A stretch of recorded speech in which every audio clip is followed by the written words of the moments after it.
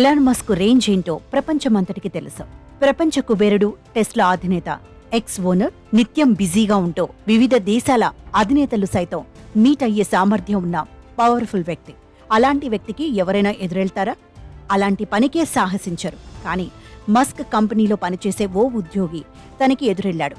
తనని అన్యాయంగా ఉద్యోగం నుంచి తీసేశారని కోర్టుకెళ్లి మరీ విజయం సాధించాడు. ఇంతకీ అతన్ని ఉద్యోగంలో నుంచి ఎందుకు తీసేశారు? తిరిగి దానికి ఎలా పరిహారం పొందాడు? తెలుసుకుందాం రండి. 2 ఏళ్ల క్రితం $44 బిలియన్ ట్విట్టర్ని ఎలాన్ మస్క్ చేజిక్కించుకున్న సంగతి తెలిసిందే. అప్పట్నుంచి ట్విట్టర్ పేరుని ఎక్స్గా మార్చడం దగ్గర నుంచి చాలా మార్పులు చేసుకుంటూ వచ్చారు.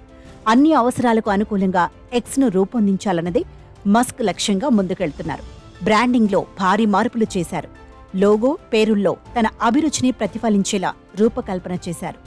ఎక్స్లో లోపాలు ఉన్నాయంటూ ప్రక్షాళనకు దిగాడు. ఉద్యోగులను ఏరి పారేయడం మొదలుపెట్టారు.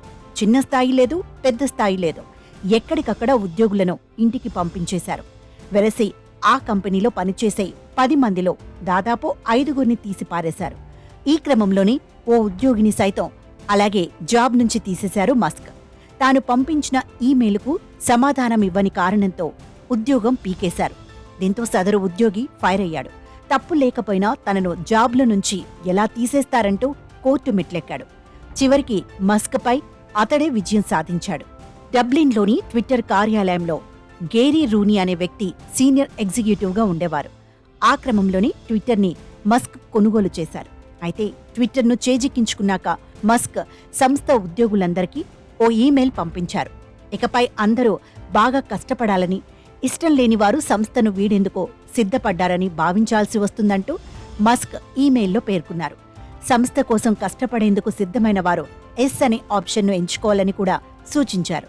దాదాపు అందరూ ఎస్ అనే మెసేజ్ని తిరిగి పంపించారు. అయితే అప్పట్లో సంస్థలో ఉన్న హడావిడి కారణంగా గ్యారీ ఎస్ అని సమాధానం ఇవ్వలేదు. దీంతో గ్యారీ మస్క్ కొత్త పాలసీతో విభేదించినట్టు భావించారు.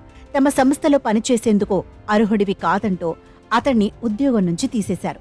దీంతో బాధితుడు కోర్టును ఆశ్రయించారు. చెప్పా పెట్టకుండా తొలగించారని బాధితుడు కోర్టులో వాదనలు వినిపించారు. తన వాదన వినిపించే అవకాశమే లేకుండా ఈమెయిల్స్కు స్పందించడం మానేశారని అన్నారు. మరోవైపు ఎక్స్ కూడా తన వాదనలు వినిపిస్తూ ఎస్ అనే ఆప్షన్ ఎంచుకోకపోతే ఉద్యోగానికి రాజీనామా చేసినట్టేనని వాదించింది. కానీ కోర్టు మాత్రం బాధితుడి పక్షాన నిలిచింది.